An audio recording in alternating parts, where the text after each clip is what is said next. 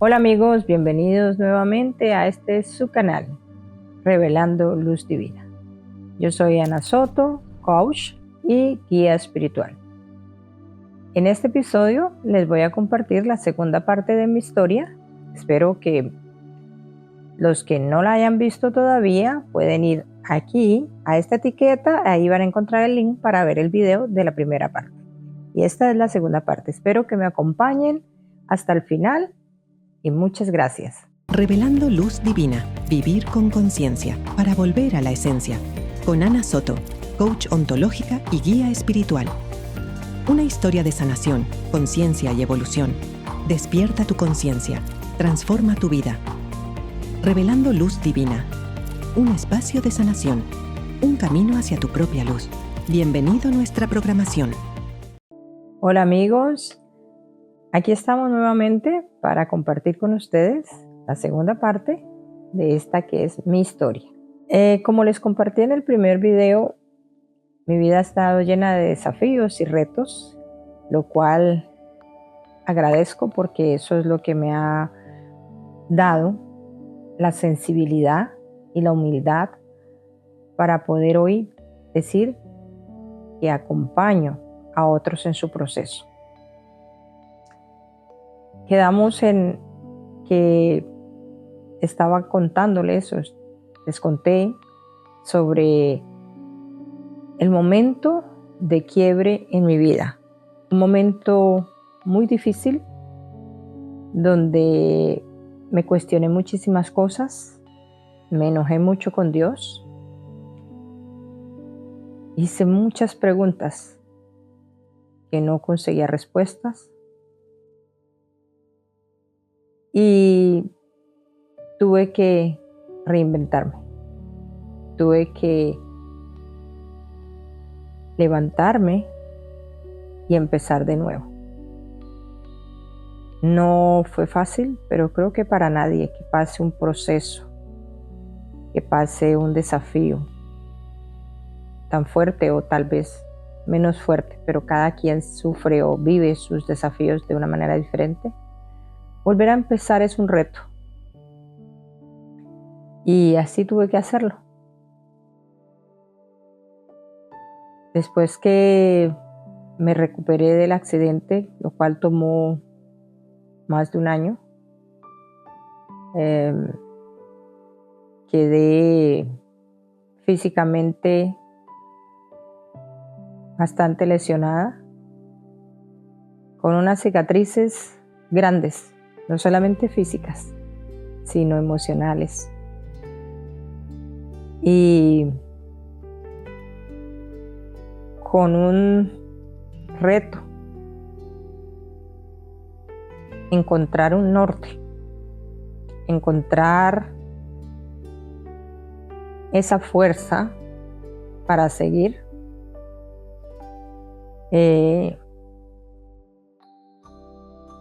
encontrar ese equilibrio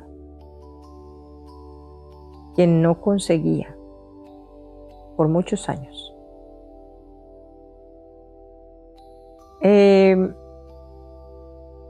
En el proceso de recuperación me aislé mucho. Fue una forma de autocastigarme. Me sentía muy culpable por todo lo que había pasado. Me sentía culpable, tal vez no en sí del accidente, pero en sí de las consecuencias y de lo que pudo haber hecho de que ese accidente ocurriera. Porque como les contaba, los que hayan visto el video anterior se van a dar cuenta de que cuando nosotros traemos unos condicionantes, esos pensamientos limitantes que nos han, todas esas enseñanzas, esas creencias limitantes que nos han inculcado la religión, la sociedad, a veces la familia, del pecado, de la culpa, es difícil seguir con esa carga, con ese peso. Pero cuando tú no conoces, no sabes el porqué de las cosas, es mucho más difícil. Así que pasó aproximadamente un año. Mi autocastigo fue poner distancias con mi familia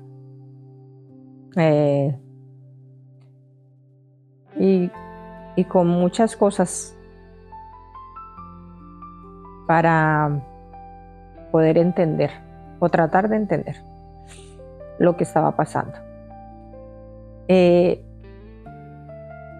Volví a intentar irme porque era algo que seguía muy latente, es más latente todavía. Ahí sí necesitaba urgentemente irme de mi entorno. Y empecé a buscar nuevas posibilidades. Me dijeron que podía irme a España, que en España también daban asilo político y bueno, habían otras circunstancias que cambiaban un poco, pero podía intentarlo. Así que empecé a preparar todo nuevamente después de que ya el doctor me dio el ok, aunque no estaba totalmente rehabilitada, pero ya podía valerme por mí misma. Así que empecé a intentarlo y llegó el día nuevamente del viaje. En esta ocasión logré salir de Colombia. Llegué a España, a Madrid, y cuando llegué, bueno, había una preparación mental para la entrevista que me iban a hacer, porque como no nos exigían visa a los colombianos, pero sí nos podían pedir que hiciéramos como una entrevista para ver que verdaderamente no nos íbamos a quedar, o si teníamos la suerte podían decir siga. Pero bueno, la suerte no estaba de mi lado. Me tocó hacer la entrevista. Habían habido circunstancias en esos días con muchos vuelos de Colombia, situaciones, saben, lamentablemente. Y estaba la inmigración muy estricta, controlando todo y revisando, haciendo entrevistas para ver que la gente no se fuera a quedar. Y bueno, en ese proceso de la entrevista yo olvidé todo para lo que me había preparado, o sea, lo que me habían dicho que contestara. Así que bueno, en esa entrevista yo olvidé todo lo que me tenía que haber aprendido de memoria para contestar, para que fuera positiva, ¿no? Porque lógico, yo iba a quedarme ilegal, porque yo iba a entrar como turista. Nada, me tuvieron casi toda la tarde me hicieron una entrevista, después vieron que tenía que esperar porque me iban a hacer otra entrevista, y en eso ya uno se pone muy nervioso porque ya uno sabe que en realidad no va a ir como turista, sino que va a quedarse, y las respuestas ya no eran coherentes, no concordaban con lo que había dicho inicialmente. Por lo tanto, me dijeron al final de la tarde: señorita, disculpe, pero lamentablemente usted no nos ha dado unas respuestas que nos convenzan de que usted no se va a quedar aquí ilegal, está muy joven, así que pues España no la está deportando, simplemente no la está admitiendo. Usted ahorita está en el aeropuerto, esto es una zona neutral, la vamos a devolver nuevamente a su país en el próximo vuelo que vaya, pero usted no está saliendo deportada, usted está saliendo como no admitida porque no logró pasar la entrevista donde nos convenza a los agentes de migración de que usted no se va a quedar ilegal o de forma irregular en el país. Así que el próximo vuelo va a salir no mañana, sino pasado mañana.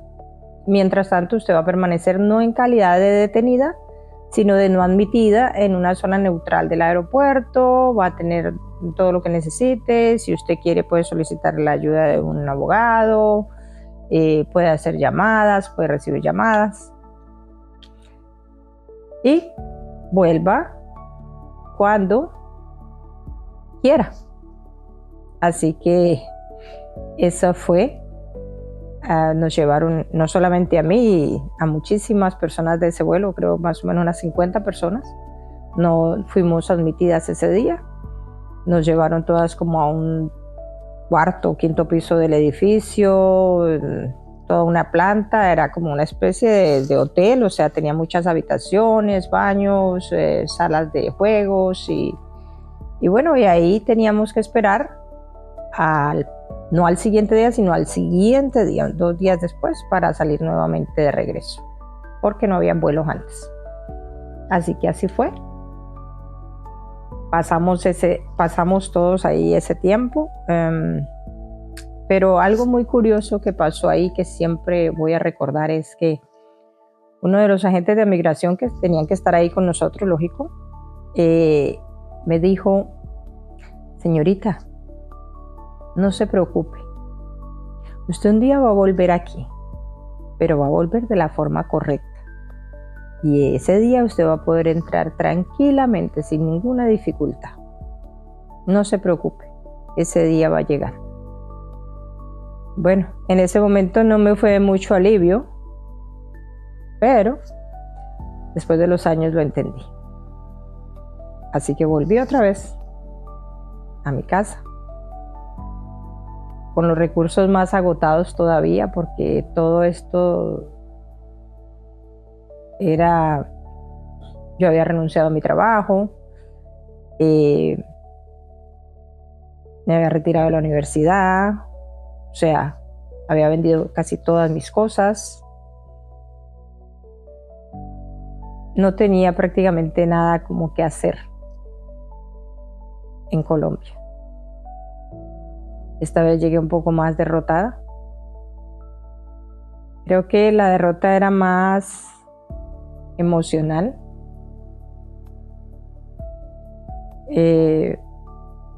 por la confusión que había dentro de mí, ¿no? Por el vacío que había, por todas las preguntas sin respuesta y por toda la rabia que había dentro de mí y el dolor.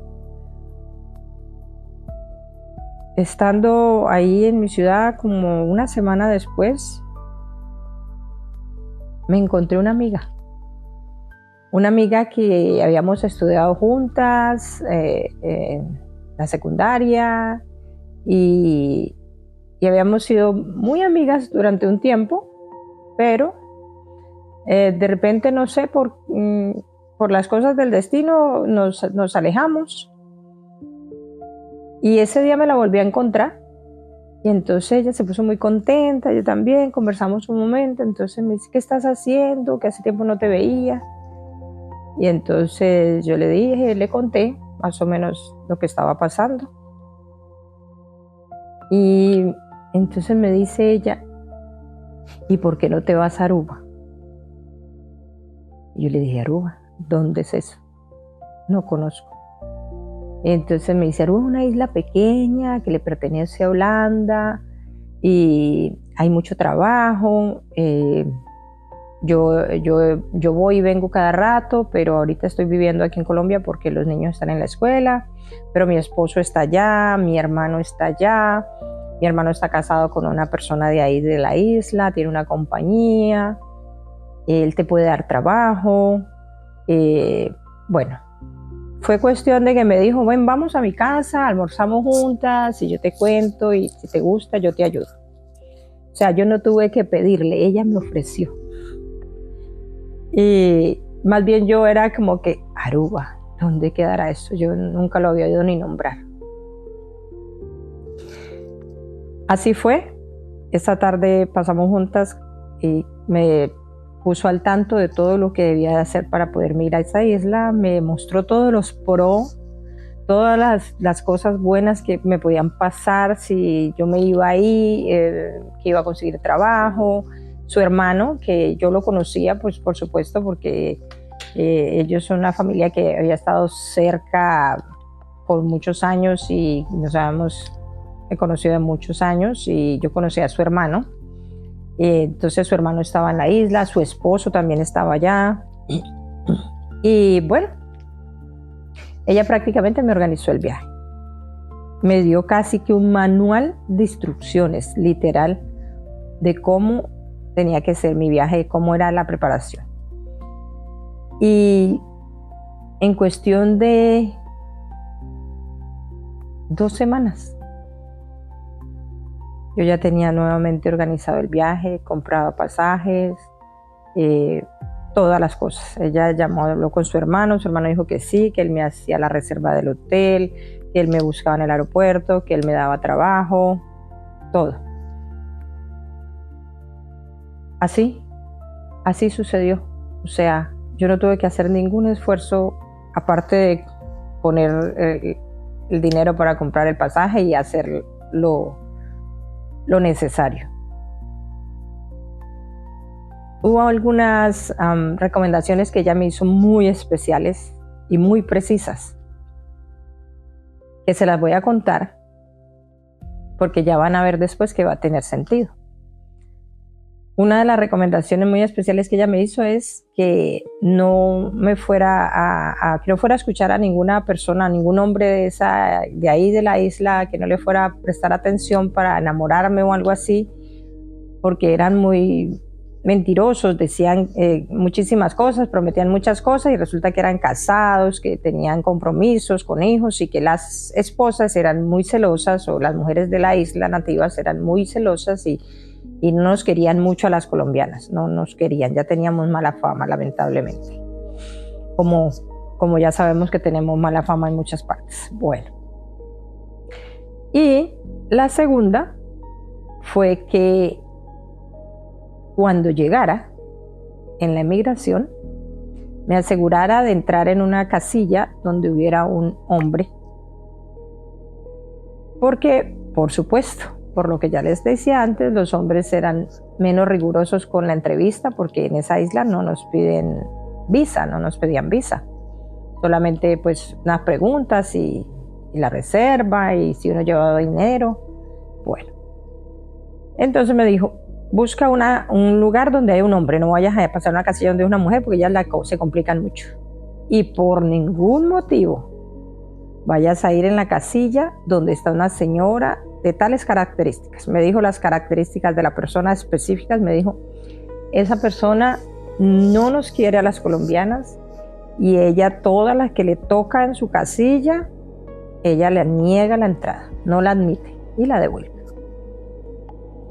Así que yo con esas recomendaciones, especificaciones, nuevamente me despedí y emprendí mi viaje a Aruba.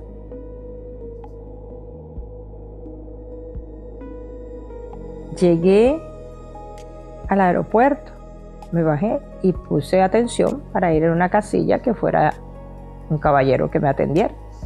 Efectivamente, entré en la casilla, el caballero me atendió, me pidió mis documentos, miró todo, corroboró y me dijo, espéreme un momentico. Y se fue con mi pasaporte. Habían pasado como 5 minutos cuando vino de regreso. Yo lo vi que venía acompañado de una señora que tenía todas las características que mi amiga me había dicho. Tal cual como ella me la había dibujado, así mismo era la señora. Venía con mi pasaporte en la mano, acompañada de la persona que me estaba atendiendo. Me saludó y me preguntó cuántos días viene. Por supuesto, ya en mi mente yo estaba, esta es la señora que no nos quiere. Sin embargo, yo seguí el proceso, le contesté las preguntas que me hizo, me pidió que le mostrara el dinero, le mostré el dinero. Y después de que terminé, ella agarró mi pasaporte, lo selló y me dijo, bienvenida a Aruba. Una cosa casi insólita, por lo que ya les había dicho, era una señora que tenía fama de que no nos quiere y que buscaba cualquier motivo para devolvernos. Esa persona que tanto se me había advertido que no me podría dejar fue la que me dio la bienvenida a la isla. Así que ya por ahí era como que empezamos con pie derecho. Llegar a esa isla pequeña, como toda isla, con mucho cactus, muy seca. Fue algo pues así impactante porque yo siempre había querido irme a un lugar más grande, a un lugar donde hubiera más oportunidades para seguir estudiando. Bueno. Pero sin embargo yo seguí y me esperanzaba mucho el hecho de que mi amiga me había dicho que esa isla le pertenecía a Holanda y que por lo tanto yo podía estar ahí unos 3 meses y trabajar y reunir dinero y pasarme a Holanda. Yo en medio de mi ignorancia y desconocimiento, pues me imaginaba que eso era como muy fácil pasarse a Holanda después de ahí. Llegué, me instalé, ya al siguiente lunes, yo llegué un viernes, ya al siguiente lunes empecé a trabajar.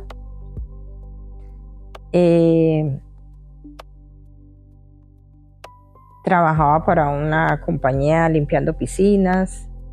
Yo había llegado con un dolor muy fuerte que me había dado como un mes antes, que no se me quitaba, lo cual ya hacía que casi caminara todo el tiempo así como muy, muy tiesa. Y ya nada me servía para el dolor. Entonces, bueno, me vio un doctor, me dijo, bueno, que podían ser varias cosas, pero pues que como no tenía seguro, pues era un poco difícil hacerme más exámenes o análisis porque iba a ser costoso. Bueno, yo seguí, llegué casi a los 8 días, 10 días que había empezado a trabajar, era fecha de pago. Y cuando fui a esperar mi salario, pues me dijeron que no había salario para mí. Porque ellos en los primeros días de trabajo lo dejaban como un depósito por si acaso uno dañaba porque limpiaba con máquinas y cosas. Entonces si yo dañaba alguna máquina en el trabajo, pues que tenía un depósito para ellos tener garantía de que, pues, de arreglar su aparato si se dañaba por causa mía. Y que si no, pues que ya al siguiente mes me podrían pagar ya mi salario. Entonces, bueno, eso me hizo enojar mucho. Entonces me dijeron, bueno, que si no estaba de acuerdo podía llamar a la policía porque total yo estaba ilegal, sin documentos en la isla para trabajar. Así que bueno, con mucha frustración y mucho enojo me tocó salir e irme y dije, no trabajo más para esta gente porque pues yo no voy a estar regalando mi tiempo, mi trabajo y encima que no estoy de salud optimal. Las personas que el esposo de mi amiga y su hermano tenían como una compañía, trabajaban por su cuenta, entonces yo me dijeron, tranquila, nosotros le damos trabajo para que trabaje para nosotros. Y me llevaron a trabajar a una construcción, a un hotel que estaba en construcción, y para que les ayudara a lo que pudiera, pero que les ayudara. Entonces empecé a trabajar ese fin de semana ahí en ese lugar y son cosas que uno dice, son ya lo que está escrito para ti, ¿no? Ese sábado mismo que empecé a trabajar en la mañana, era como al mediodía y de pronto llegó un señor, yo vi como un señor que llegó ahí con cara como de bravo. Y al que todo el mundo le rendía como eso, o sea, como que, ay, el jefe, o sea, no sé quién será. Y llegó muy enojado porque yo estaba trabajando como en un sexto piso, en la parte de afuera del edificio, sin arnés, sin ninguna protección. Yo estaba ayudando a sostener para que las otras personas colocaran las instalaciones. Y él llegó y les dijo que tenían que bajarme de allá porque yo no tenía ninguna seguridad. Si yo me caía y me mataba, la compañía no se hacía cargo. Resulta que él era el jefe de todo el proyecto y pues por supuesto que no podía permitir que trabajara una mujer porque pues no había casi mujeres trabajando en ese proyecto y que trabajara una mujer por allá en las alturas que se podía caer. Así que les dijo a las personas para las que yo trabajaba que me tenían que no me dieran ese trabajo, que yo no podía hacer eso. Y bueno, lo cual a mí me causó mucho enojo porque yo dije, ya, yo estoy trabajando, o sea, no va a pasar nada. Yo no pensaba en el peligro, yo nunca vi peligro en nada, lo había, pero yo no lo veía. Y ya por ahí esa persona yo dije, pero bueno, así pasó. Ya yo empecé a trabajar más hacia adentro y pues al pasar de los días, esa persona que llegó a decir que yo no trabajara allá afuera, pues se interesó mucho en mí. A mí no me disgustaba para nada, pero yo tenía muy en cuenta lo que me había dicho mi amiga. Así que yo estaba muy prevenida y sin embargo pues me di cuenta que esa persona no era de allí, de esa isla, que era una persona también extranjera. Y lógico, me había interesado desde que lo vi, había algo que me había interesado, pero pues estaban todas las cosas, los condicionantes que ya les he contado. Al pasar de los días nos hicimos amigos, conversamos un poco y entonces ya me fui dando de cuenta que no era una persona comprometida. Él siguió mostrando interés, a mí me interesaba y bueno, al pasar de los días establecimos una amistad, luego nos hicimos novios y hoy, después de 28 años, va a ser. Es mi esposo, padre de mis hijos. Así fue como empezó esa historia de amor que no pensé que iba a empezar, pero así empezó. Así es como la vida me fue enseñando cómo funcionan las cosas. Cuando no estaba buscando, cuando no estaba más bien huyendo del amor, conocí el amor, conocí a una persona conforme a lo que yo buscaba, a lo que yo había dicho, a los ideales que yo tenía. Una persona trabajadora, libre, sin compromisos, honesta, seria, responsable, que me ofrecía una relación tranquila, estable, equilibrada. Así que ahí recibí una de las muchas respuestas que yo tenía, ¿no? De cómo a veces preguntamos por qué busco estas relaciones, por qué esto, por qué lo otro, pero cuando nos vamos preparando o vamos preparando nuestras emociones, nos equilibramos nosotros internamente, pues es que aparecen esas personas que ya están para nosotros, o sea que ya el destino, Dios, la vida, el universo, ya ha dicho, así tiene que ser, o sea, ahí va a estar, pero tiene uno que prepararse para eso. Han sido unos años de mucho aprendizaje. No digamos que todo ha sido fácil, no digamos que todo ha sido color de rosa, han habido momentos muy difíciles, pero son esas almas que vinieron, hoy en día lo puedo decir así, son esas almas que ya están ahí, que ya estaban preparadas también para acompañarnos en esta vida, en este tiempo, y que tienen un aprendizaje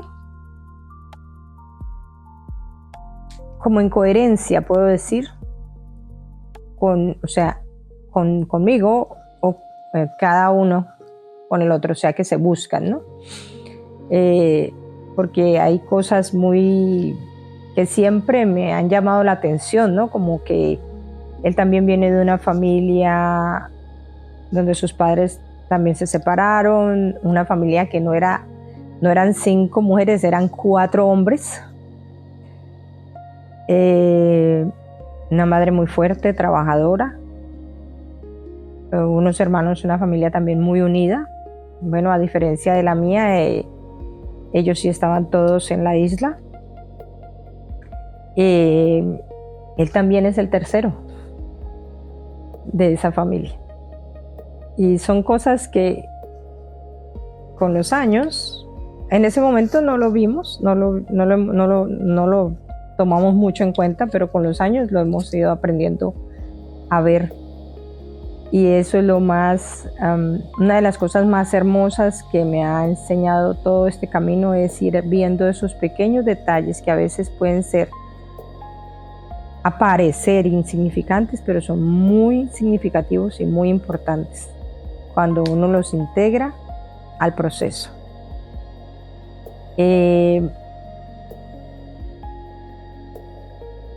Fueron años, al inicio fueron años muy difíciles porque aunque emocionalmente conseguí esa paz en la relación, esa persona que me brindaba ese respeto y ese equilibrio que no había conseguido antes,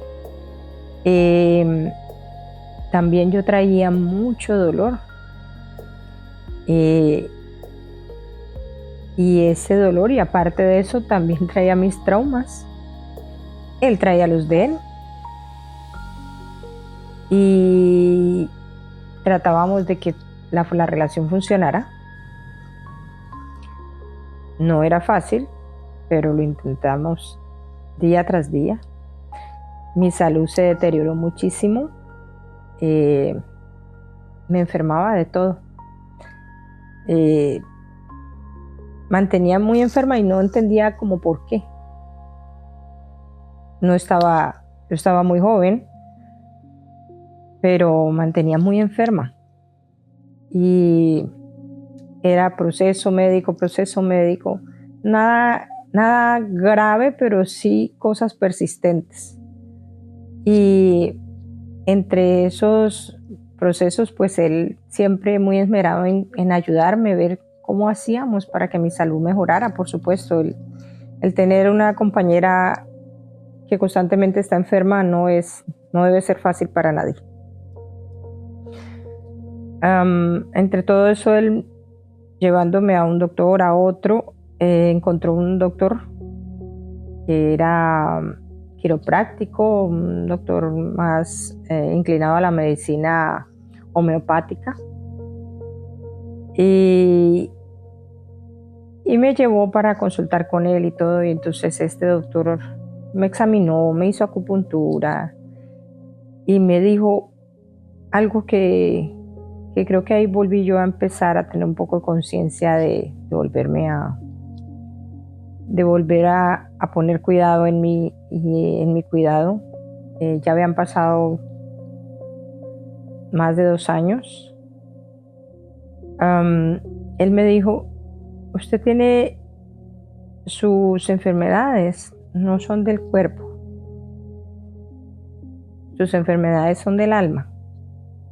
Usted tiene una tristeza muy grande y esa tristeza la está enfermando. Y si usted no presta atención, esa tristeza la va a matar.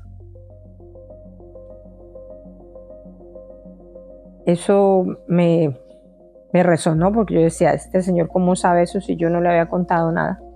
¿De dónde él puede sacar esa conclusión? Y la verdad era esa, que si ustedes ven una foto de esos tiempos míos, pues, era una tristeza que se veía en mis ojos. O sea, por más que yo sonriera, estaba triste. Tenía muchas luchas, muchos sueños pesadilla. Y esas palabras que me dijo ese doctor me hicieron reaccionar y volver a pensar: necesito darme otra oportunidad, necesito seguir adelante, necesito no sé, buscar la manera de sanar mis emociones y sanar ese dolor, esa culpa. Empecé a buscar la manera de hacerlo, empecé a acercarme más a la espiritualidad, porque para mí era donde podía tener consuelo, o donde podía encontrar las respuestas, volver a acercarme a Dios, porque me había alejado totalmente de Dios en mi enojo. Y ahí empezó otro proceso. Así que ya les seguiré contando el resto de mi historia. Gracias por acompañarme hasta aquí. Revelando luz divina, vivir con conciencia para volver a la esencia. Con Ana Soto, coach ontológica y guía espiritual. Una historia de sanación, conciencia y evolución. Despierta tu conciencia, transforma tu vida. Revelando luz divina. Un espacio de sanación, un camino hacia tu propia luz. Bienvenido a nuestra programación. Bienvenidos de nuevo y ahora continuamos. Volví a acercarme a Dios, volví a intentar acercarme a Dios desde mi conocimiento.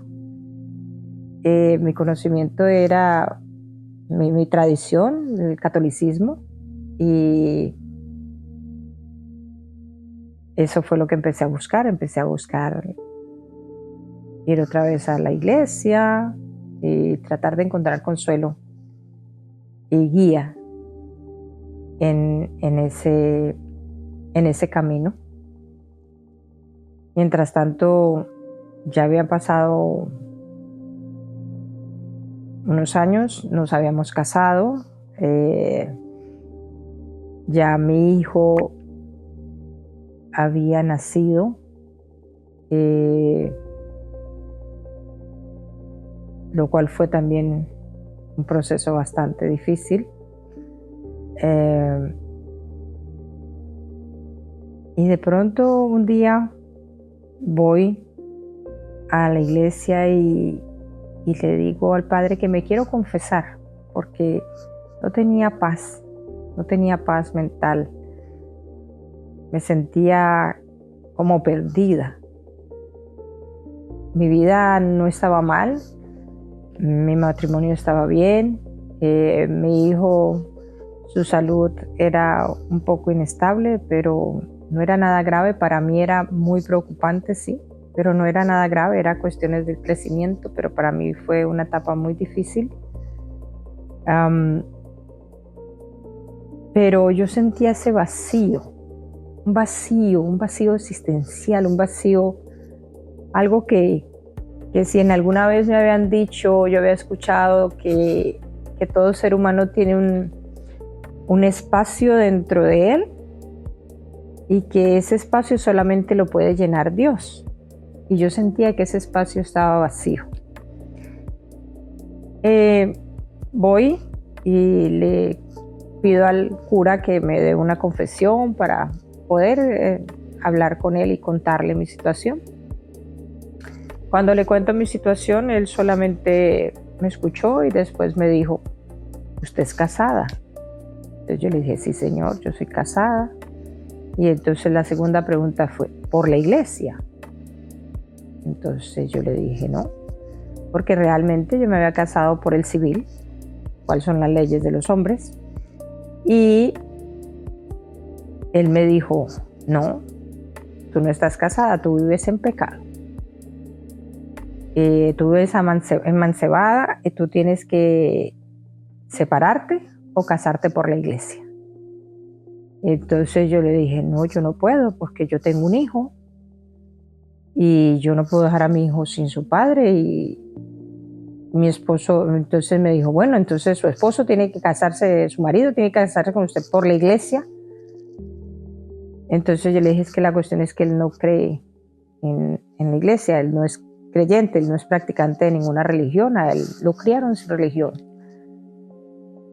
Entonces me dijo, si la quiere, se tiene que casar con usted por la iglesia. Y si no, se tiene que divorciar.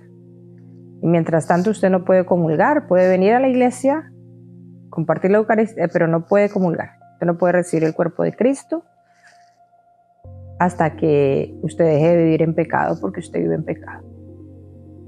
Así que lo que yo creí que ese día iba a ser mi redención, prácticamente fue mi juicio, mi condenación, y salí de ahí peor de lo que entré. Llegué a mi casa más confundida de lo que estaba, muy decepcionada de lo que había sido mi creencia religiosa. Totalmente convencida, sí, que lo cual él me proponía no podía ser. No podía ser por muchas cosas, no podía ser porque para mí yo estaba casada bajo las leyes del hombre, que es lo que es legal. De dos, yo no podía dejar destruir mi hogar porque una persona por un dogma religioso me lo pidiera. De tres, yo decía, si ese es el hombre que representa a Dios sobre la tierra, yo estoy perdida.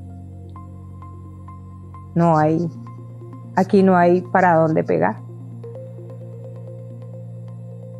Seguí con las mismas o hasta peores pensamientos, juicio, culpa, dolor. Al pasar un tiempo, alguien vino a la compañía donde trabajábamos con mi esposo y me dijo, hey, te invito el domingo para que vayas a la iglesia, no sé qué. Entonces yo le dije, ¿iglesia? ¿Cuál iglesia? Y me dijo, no, yo pertenezco a una iglesia cristiana que es así, asá, y bueno, y los domingos nos reunimos, y ¿por qué no vienes? Entonces resulta que ese domingo era el Día de la Madre. El domingo es el Día de la Madre y hay una celebración muy especial para las madres, muy bonito y tal. Entonces yo le dije, no, es que el Día de la Madre me gusta pasarlo con mi esposo, mi suegra, mi hijo, la familia. No importa, si no vienes el domingo, ve el miércoles, que los miércoles nos reunimos como en una reunión pequeña, un grupo pequeño para conversar y para compartir. Bueno, él me dejó todos los datos del lugar de la reunión y todo, entonces yo dije, bueno, mi esposo estaba ahí, nos invitó a los dos, pero mi esposo no puso mucho cuidado de eso y yo quedé con el pendiente. Pasó la fecha y yo llegué y le dije a mi esposo, tengo ganas de ir a esa reunión para ver qué es. Yo estaba en mi búsqueda, más no sabía, pero yo estaba en mi búsqueda para suplir mi necesidad. Y entonces mi esposo me dijo, vaya con el niño. Entonces fui. Y bueno, esa noche llegué, era una reunión de un grupo pequeño, estaban los líderes, conversamos, nos presentamos y todo, y entonces preguntaron pues que si queríamos compartir algo, cuál era nuestra situación, si necesitábamos alguna ayuda. Y bueno, yo les expresé lo que me había pasado, la experiencia que me había pasado y que pues que me sentía muy culpable y que me sentía mal porque sentía que vivía en pecado. Y entonces ellos me dijeron, no, usted no vive en pecado. La Biblia habla del matrimonio, pero no habla específicamente cómo, o sea, si tiene que ser por la iglesia, si tiene que ser por la ley, pero sabemos que en la tierra se rigen las leyes de los hombres, por lo tanto lo legal es el matrimonio civil. La ceremonia religiosa es más una ceremonia, un simbolismo de pacto, pero más a nivel espiritual, no es algo obligatorio, más su esposo no es creyente, pues no tendría ningún sentido. Bueno, lo cual me dio mucha paz, toda la información que ellos me dieron. Era coherente para lo que yo pensaba. Y bueno, a partir de ese día empecé a congregarme en esa iglesia, empecé a reunirme con el grupo, a hacer oración, y ahí empezó un tiempo muy bonito de despertar espiritual, de acercamiento a Dios de una forma más diferente, yo lloraba muchísimo en los servicios, en la alabanza. Era muy hermoso ese sentir que de verdad podía acercarme a Dios y que de verdad Dios me miraba con agrado. Y poder volver a tener esa conexión con lo espiritual fue como un avivamiento para mi vida en ese entonces.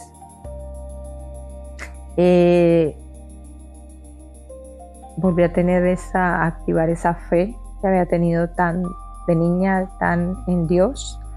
Recibí mucho consuelo de todas esas personas que dirigían, mucho consuelo, mucha guía en animarme a seguir, a seguir afianzando mi deseo de permanecer en una familia, mantener una familia. Pero pues no pasó mucho tiempo al ya empezar a sentir el peso del dogma. Porque lástimamente, por decirlo así, los hombres necesitan tener vamos a decir, algo que sea un condicionante para que nos acerquemos a Dios. Porque como venimos de esa creencia del pecado y de la culpa, de la condenación, ¿no? El cristianismo es una religión que salió en realidad salió del judaísmo, porque el cristianismo sigue a Jesús, pero hay una mezcla y esa mezcla pues ha hecho daño, ha ido haciendo daño a los creyentes. La mezcla y la imposición de dogmas del hombre, cosas que Dios no mandó, que los seguidores de Jesús creen por muchas cosas que la Biblia dice y que así fue instaurado, pero ha habido muchas manipulaciones, por decirlo así, de las palabras, de los contextos, de la historia, y para crear en el hombre, para crear un miedo y una culpa que aparentemente la liberamos cuando hacemos una oración de fe, cuando decidimos confiar en Dios. Nos dan una mochila nueva. Vamos a poner contexto en esto. Cada denominación, se le llama en este ámbito de las religiones, cada denominación ha ido creando dogmas a base de lo que cree el líder, a base de lo que el líder o de la iglesia madre, como le llaman, de donde salió el líder. Entonces nos quitan el peso, vamos a decir, nos dicen, bueno, ya en realidad tú no estás en condenación porque si estás casada por el civil, lo cual es legal, por lo tanto no vives en pecado. Pero después, poco a poco, te ponen en la mochilita pero si tu esposo no viene a la iglesia, entonces tu esposo es inconverso, entonces tu esposo no es salvo, por lo tanto, en este caso que era mi esposo el que no iba a la iglesia, él es la cabeza de la casa, o sea, que la bendición debería entrar por él. Entonces mi casa no está totalmente bendecida. Entonces ahí voy empacando, ¿no? Voy empacando cositas para arreglar. Después entonces que si los hijos, porque entonces el esposo no es converso, la esposa sí. Entonces si los hijos no van a la iglesia o si van a la iglesia, pero el papá los lleva a otra iglesia o el papá no los lleva a ninguna iglesia. Entonces empieza el siguiente proceso, que es cómo estructuro mi familia moralmente, en qué creencia, cómo traigo armonía en ese tema, porque al principio mi esposo no tenía problema con que fuera a las reuniones, total, él pensó que eso era algo de un tiempo y no más. Pero cuando yo me empiezo a entrar en esa área que yo creía que era la forma más pura o más espiritual de acercarme a Dios, y empiezo a cargar con esas cositas que se van poniendo ya dentro de ese dogma al que yo empiezo a pertenecer, dentro de esa organización, digo yo ahora, ya empiezo a ver, a traer la división, ¿no? Muy sutilmente la división entra en el hogar, porque ¿qué pasa? Ahora yo quiero los domingos ir a la iglesia, y mi esposo los domingos quiere descansar, o quiere ir a hacer un deporte, o quiere estar con la familia, quiere ir a pasear. Por lo tanto, ya la familia, entonces yo me voy con el niño a la iglesia, mi esposo se queda o se va a hacer el deporte con sus amigos o se va con su familia. Hay una división, hay una fragmentación en la familia muy sutil y que no se cree como mala, no se ve malo. Vaya usted a la iglesia y yo voy a hacer otra cosa. Pero cuando pasa el tiempo, uno se da cuenta de cómo se fragmenta todo, cómo todo se debilita, cómo todo se va desgastando con cada cosa que va viniendo acerca, porque las actividades de las organizaciones eclesiásticas o religiosas siempre son en familia. Y si yo voy sola con mi hijo, entonces yo estoy yendo sin mi familia está incompleta. Empieza ese momento. Bueno, ese momento no empezó, fue empezando, o sea, eso es algo que se fue dando muy sutilmente, y cuando me di cuenta ya estaba muy metida en esto de pertenecer a una congregación, de ser un miembro activo, de estudiar la Biblia, de congregarme los domingos, congregarme los miércoles, asistir a reuniones de oración, asistir a los viernes también de comunión con los hermanos. Cuando uno menos piensa, tiene toda la semana llena. El detalle es que era yo con mi hijo y no con mi esposo también. Entonces, había algo en mí que me decía, eso no está bien. Y yo trataba de darle a mi esposo, no literalmente, a mi esposo con la Biblia en la cabeza. O sea, no literalmente, lógico, pero sí le decía, mire, que la Biblia dice esto, que la Biblia dice aquello, que Dios quiere esto, que Dios manda esto.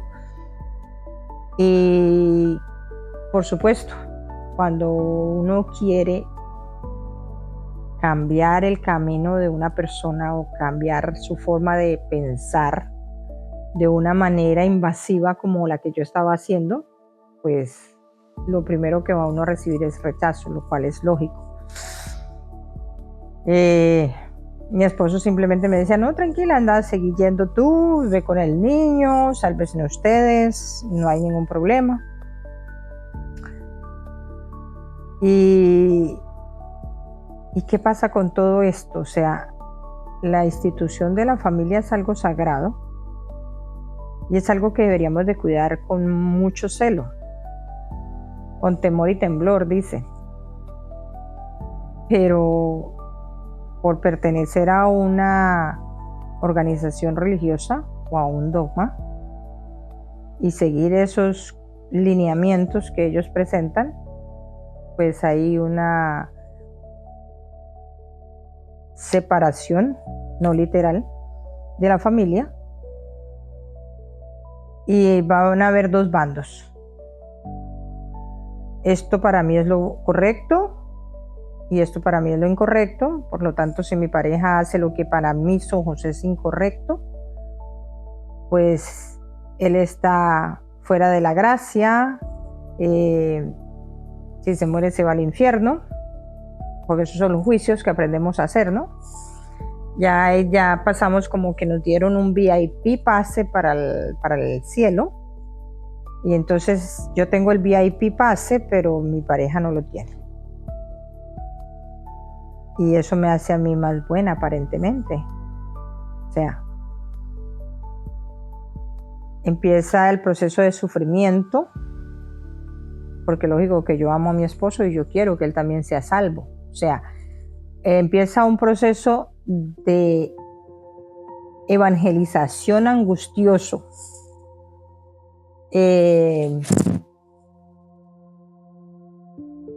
Casi que a la fuerza. No funciona.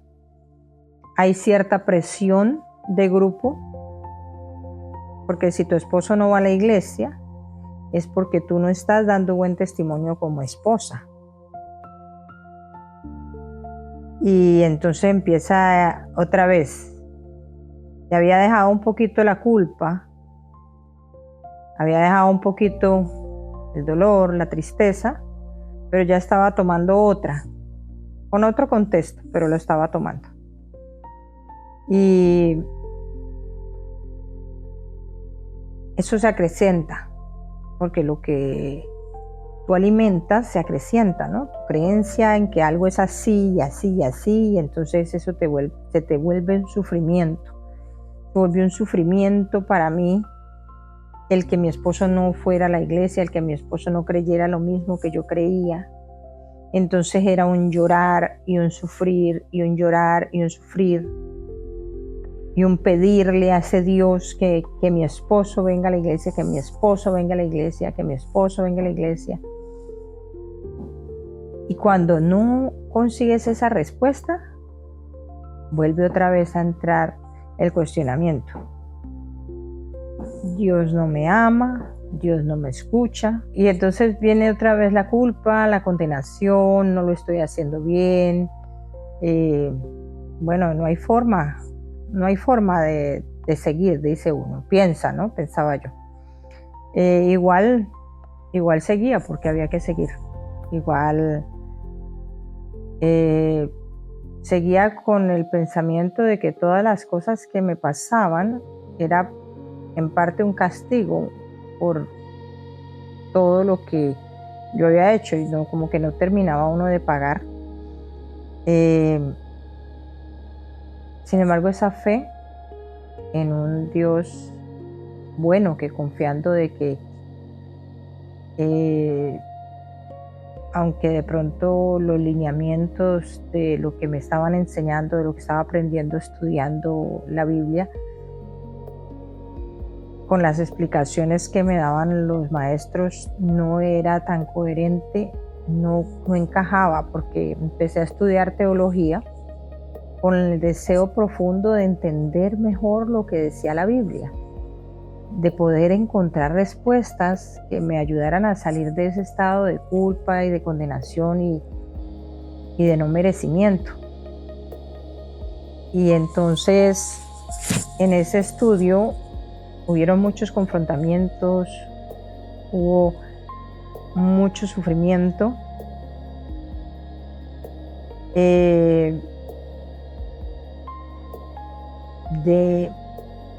De no entender el por qué. Una cosa era lo que yo sentía, que Dios me hablaba a mi espíritu, y otra cosa era lo que me transmitían los maestros y los líderes espirituales. Y entonces, bueno, decía uno, que ¿será que yo no estoy entendiendo o hay una incoherencia en todo esto? Después pasaron exactamente 7 años.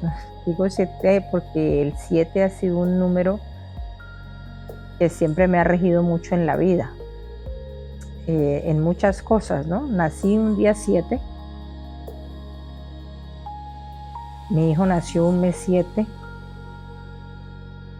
mi casa era número 7, bueno, y muchísimas cosas más con el 7. Ha sido un número muy presente en mi vida. Y justamente pasaron 7 años desde que yo empecé a congregarme y desde que decidí tomar esa religión del cristianismo como mi verdad. Y hasta que mi esposo vino a la iglesia. 7 años pasaron. Ya Dios me había mostrado que mi esposo iba a venir a la iglesia. Así que eso era como un aliciente. Cada vez que yo sentía que no podía seguir, recordaba esos sueños y esa promesa que estaba para la salvación de toda mi familia, ¿no? Terminé de estudiar teología con más preguntas de las que empecé y cuestionando un poco más cada vez un cuestionamiento sobre si era el lugar, si la congregación donde yo estaba era el lugar donde Dios quería que yo estuviera, si todo lo que me decían que era verdad, era toda la verdad que había, y esa era la verdad absoluta. Porque si eso era así, porque yo no sentía tranquilidad, porque yo no sentía paz. Yo trataba de hacer lo que se me dictaba, lo que yo veía que era lo que se debía hacer correctamente, pero aún no tenía paz, aún no tenía paz en mi corazón, aún no me sentía conectada con Dios de la manera que yo quería conectarme con Dios. Mi esposo vino a la iglesia, fue como le llaman en la iglesia una conversión radical, se bautizó, un tiempo empezó el servicio en la iglesia y todo maravilloso. Un tiempo donde recibí mucha aprobación de mis hermanos en la iglesia, de los líderes, porque había logrado una mujer persistente, una esposa sabia, como la de Proverbios 31. Pero en mí no había esa paz que yo quería. No, o sea, como que alcancé ese objetivo pensando de que eso era lo que me iba a traer esa paz que yo estaba buscando desde el principio, pero no, tampoco. Siguió pasando el tiempo. Nació nuestra segunda hija, una niña maravillosa, gracias a Dios. Todo estaba bien, tranquilo, armonioso.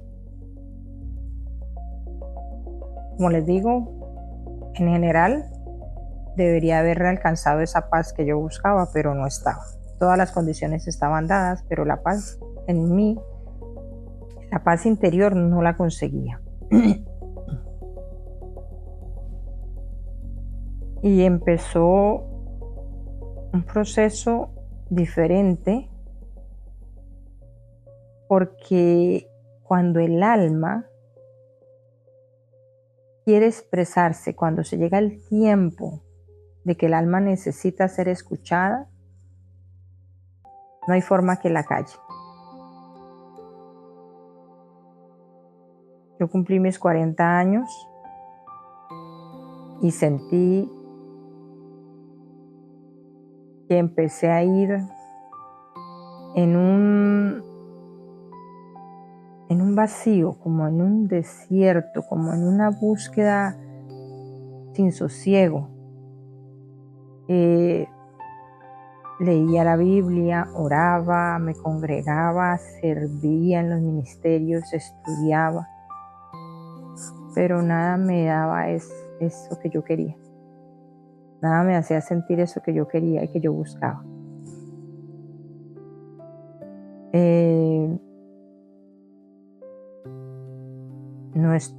Nuestra situación económica empezó a fluctuar un poco. Ya no había esa estabilidad que teníamos. Empezó a sentirse altibajos, intranquilidad por la situación económica, aunque nunca el sustento nos faltaba, pero había una intranquilidad. Empezamos a buscar opciones de qué podríamos hacer, cambios en nuestros negocios, a ver qué cambios nos podían ayudar.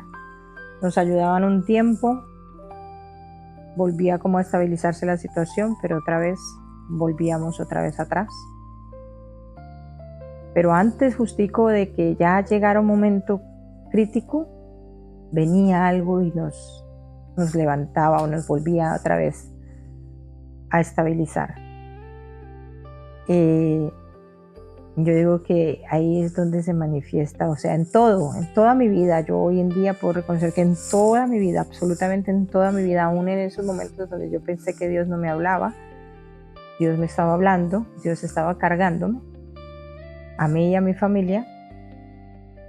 Pero en esos momentos donde pensábamos que, bueno, ahora sí la situación se está poniendo muy crítica, venía algo que nos ayudaba.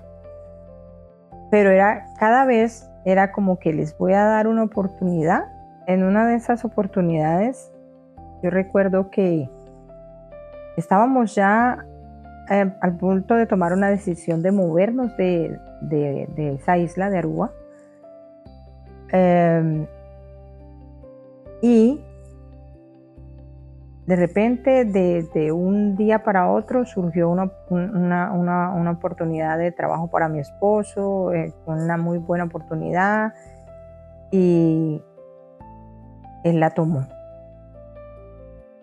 Y eso a mí, y claro, él la tomó, me lo consultó, lo tomamos porque era algo inmediato, y nosotros sabíamos que lo que nosotros estábamos sintiendo de movernos, que era como que Dios nos quería mover de Aruba, lo veníamos sintiendo desde hace un tiempo, pero siempre lo tratábamos como de aplazar, porque para nosotros el servir, el estar en la congregación, el estar sirviendo, toda la familia, todos servíamos en ministerios, hasta mi hija más pequeña participaba y estaba muy activa en la iglesia. Nosotros decíamos, es aquí donde Dios nos quiere tener, porque es aquí donde estamos sirviendo a Dios, ¿no? O sea, esa es la creencia. Por lo tanto, el movernos debe ser algo de nosotros, debe ser algo que es mental de nosotros si queremos quitarnos de donde Dios nos sembró, se dice. En esa oportunidad, como decir, el domingo antes de ese lunes que él empezara en ese nuevo trabajo que era muy buena oportunidad para nosotros, en la prédica vino un pastor americano que de repente lo invitaron, no era nada planificado, lo invitaron, y él trajo una prédica que ese día yo lloré muchísimo con esa prédica, porque yo sentía que era como que Dios me estaba hablando a mí literalmente. Esa prédica decía, él hablaba de los desvíos y de cómo a veces nosotros ya tenemos una ruta fijada, ya calculamos el tiempo de llegar a un lugar, planificamos, porque esa ruta es muy importante, porque llegar a tiempo a ese lugar es muy importante.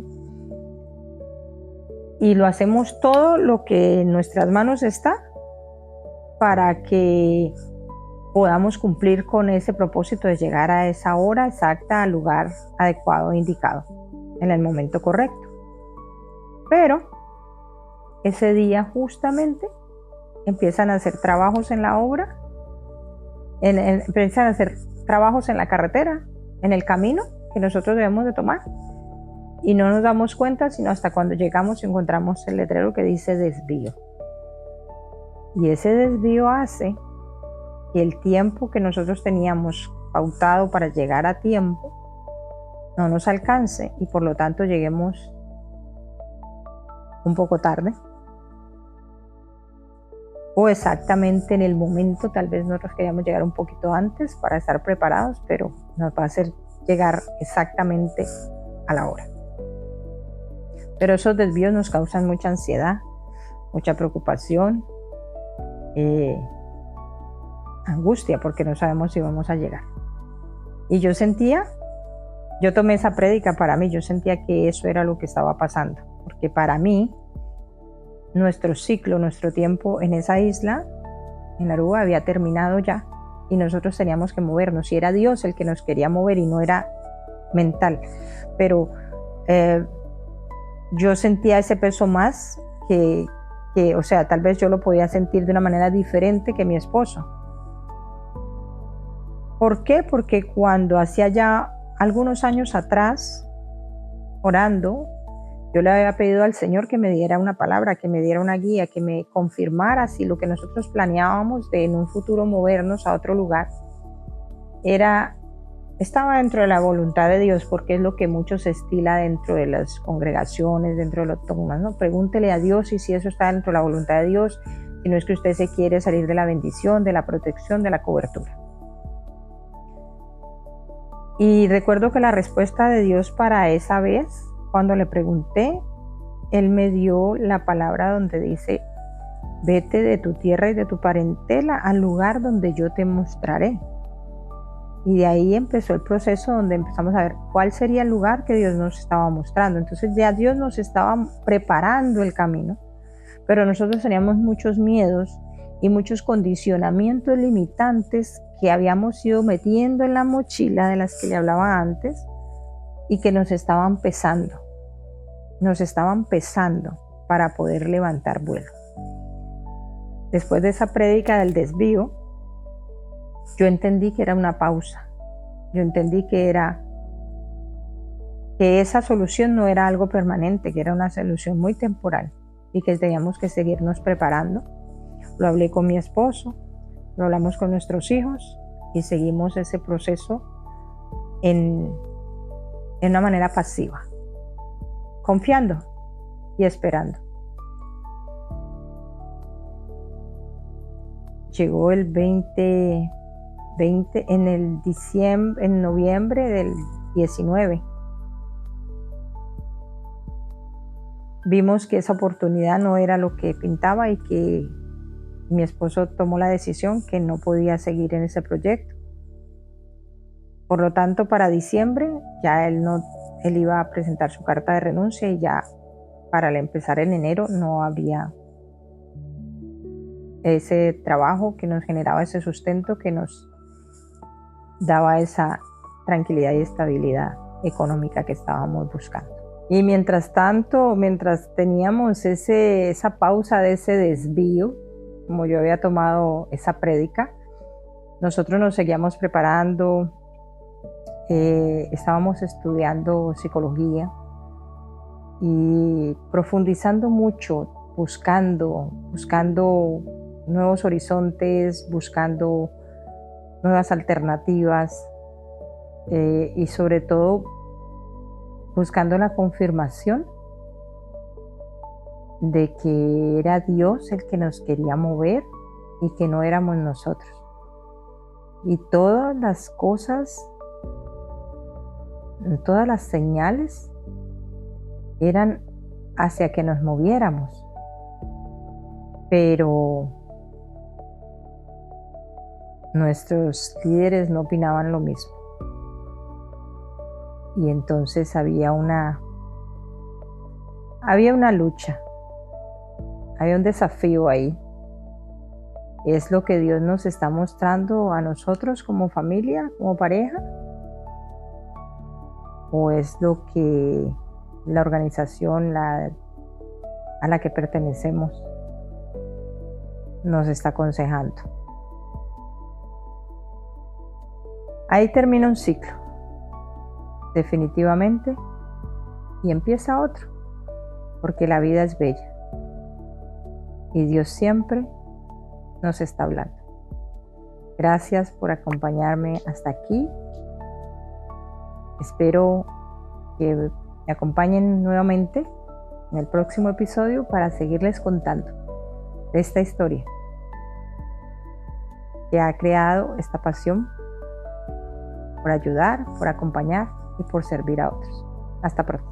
Revelando luz divina, vivir con conciencia para volver a la esencia. Con Ana Soto, coach ontológica y guía espiritual. Una historia de sanación, conciencia y evolución. Despierta tu conciencia, transforma tu vida. Revelando luz divina. Un espacio de sanación, un camino hacia tu propia luz. Sintoniza hoy en nuestro canal de YouTube.